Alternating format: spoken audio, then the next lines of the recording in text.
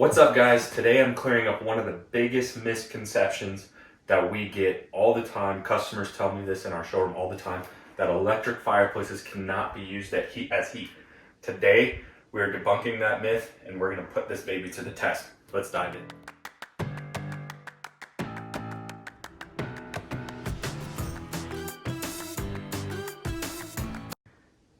So I'm downstairs in my basement. We built a basement apartment down here, and we put an electric fireplace in the bedroom because basements generally run colder. I'll talk about our heating system that we used when we built out the basement, but today we're going to actually prove if these babies put off heat or not, and if they can heat up a space, in this instance a bedroom.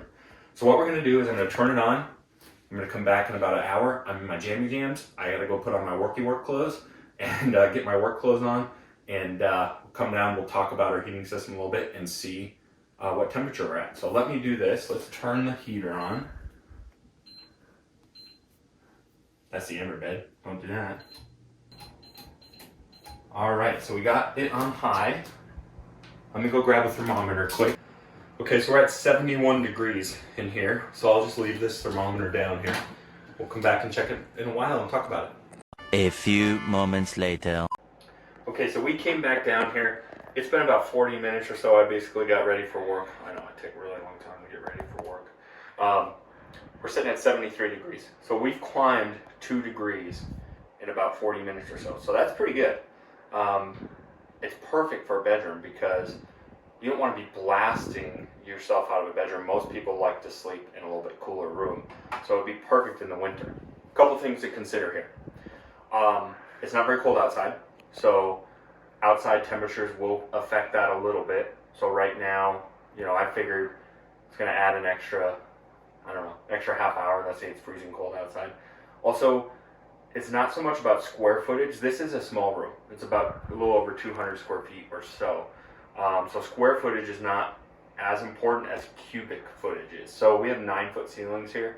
If you were wanting this in a big vaulted ceiling or something, obviously it's not going to be as effective. 9-foot ceilings, taller ceilings than normal. Normally it's 8-foot ceilings is standard. But you can see from a cost standpoint, we effectively raised this a couple degrees. Okay, so while I'm doing this, I've actually raised another degree. So now we're up to 74 degrees. And this is below it, so it's coming out and heating up here and recirculating back. So let's talk about cost a little bit. National average says we'll pay about 18 cents per hour on 1500 watt. So this has been on about 40 minutes, so figure 13 cents or so. National average in the wintertime, you probably would run this 2 hours a day, so you're talking $10 a month. So it's relatively inexpensive. The flip side of that is you're not generating a ton of heat. Like I said, there's only a couple hundred square foot room. So it's cheaper than gas in the sense that you're paying less per hour. But obviously a gas fireplace would have heated up this room in like 8 minutes, an efficient one, so probably not even. So it takes longer because it's not running as much power. So that kind of sounds a little bit confusing. Bottom line is it's a very effective way to heat a room. You could probably heat a room twice the size on this model. If you did something like a Dimplex or something, or even some of the other Napoleon models, they can go up to 240 volts. You could heat a room about 800 square feet. So it's perfect for applications like this. Now, I'm going to show you the rest of the apartment, give you a little tour, and tell you why we specifically have this in a bedroom and why strategically electric fireplaces make a lot of sense for smaller rooms. So let's talk about that. Okay, so let me give you a tour of the apartment. I'm going to show you why strategically we have an electric fireplace in a bedroom, now that we know that it is an effective heater. So this is the apartment down here. We did not put in an extra HVAC system separate for the apartment. So you can see that we have our mess in there, but that's our HVAC system, so that controls the whole house upstairs. And so without a separate HVAC system, whoever's living down here is sort of at the mercy of what's going on upstairs, because that's where the thermostat is. So a second HVAC system just did not seem very efficient. It seemed completely overkill. This apartment's about 17 to 1800 square feet. Let's give you a full tour. So this is the main living space. So here's the main living space. You can see here's the kitchen. Nice open floor concept. But what caught your eye is this bad boy. So like I said, we did not design a second HVAC system. What we did instead is, being in the industry, we put in a furnace rated gas fireplace. So what this allows us to do is, in the winter time, whoever's living down here has full control of their heating system separate from the upstairs, which is really nice because one, it's more affordable than putting in an entirely new HVAC system. And then I think you would agree that this ends up being the focal point of the whole house. So it's visually much more appealing and it's just more cozy, a lot more cozy heat coming off this gas fireplace than a furnace. That's a whole separate video. We'll tell you why we have, how gas fireplaces heat well. We'll do that in a separate video. But you start to see now why we have an electric fireplace in the bedroom. If we're not relying on forced air heat evenly circulating through the house, of course this gas fireplace is a zone heater. It's going to heat up the main living space, but may leave the bedrooms a tad cold at times, which normally might be okay because, like I said, people like the bedrooms to run a few degrees colder when they sleep. It's not like they like their bedrooms hot.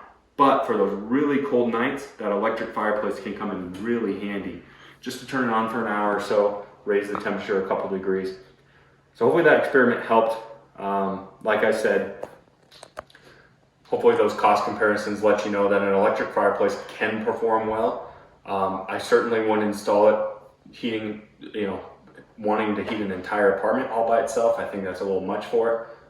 But as a supplemental heat source, they can perform exceptionally well on top of visually enhancing the living space. So electric fireplaces are an awesome concept for bedrooms, small rooms, supplemental heat. So they look fantastic as well, and they really enhance a bedroom or living space on top of heating. So it's sort of a win-win. Of course, we're biased for fireplaces here. I think it's way better than HVAC systems, regardless of what you're doing, because you're enhancing the living space, is more visually appealing, and they can perform and be good heaters and heat up the living space.